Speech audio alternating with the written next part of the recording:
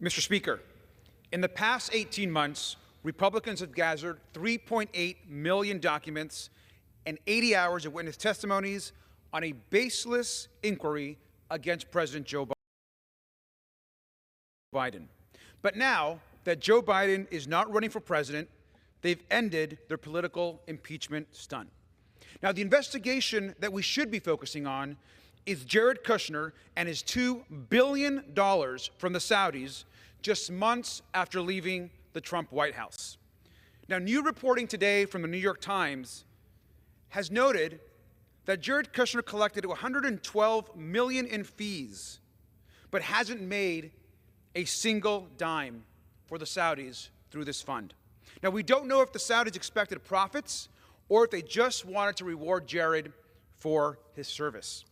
This $2 billion payment for this investment fund represents the reward of sitting next to former President Trump and pushing for pro-Saudi policies.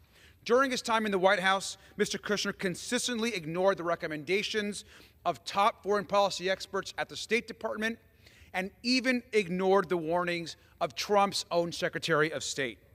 These conflicts of interest and the national security threats are obvious, but House Republicans are not interested in uncovering the truth about Kushner's actions or the suspicious actions of the Saudi government and other foreign governments. While the Senate is beginning to finally move on this investigation, the House has done nothing. Mr. Speaker, we can no longer wait to hold the Kushners accountable for their shady dealings.